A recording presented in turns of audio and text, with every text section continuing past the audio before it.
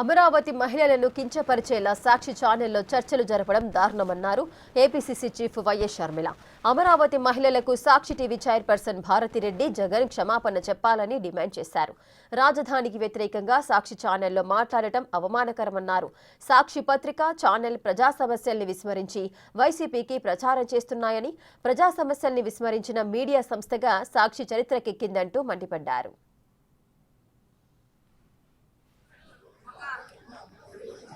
పార్టీకి చెందిన ఒక మీడియా హౌస్, వైసీపీ పార్టీకి చెందిన సాక్షి మీడియా హౌస్ లోని ఒక యాంకర్, వాళ్ళు తీసుకున్న ఒక గెస్ట్ స్పీకర్, ఇద్దరు కలిసి అమరావతి వేశ్యల రాజధాని అని వ్యాఖ్యానించడం చాలా చాలా దురదృష్టకరం.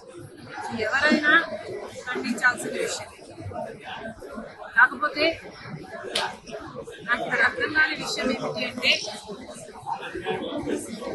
ఇది ఇంత ముఖ్యమైన పొలిటికల్ అంశం అయినప్పుడు, అంతేకాదు ఒక సోషల్ ఇష్యూ, ఒక పొలిటికల్ ఇష్యూ అయినప్పుడు ఇంత పెద్ద విషయంలో ఒక పొరపాటు జరిగితే మరి పొలిటికల్ పార్టీ అయినా, ఒక మీడియా హౌస్ అయినా క్షమాపణ చెప్పడము కామన్ డెకోరం. అలాంటిది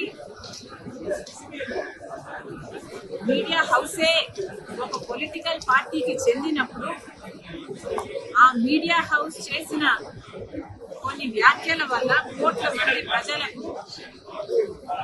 ఆవేదన కలిగినప్పుడు, ఆ మీడియా హౌస్ అయినా, ఆ పొలిటికల్ పార్టీ అయినా క్షమాపణ చెప్పాలి.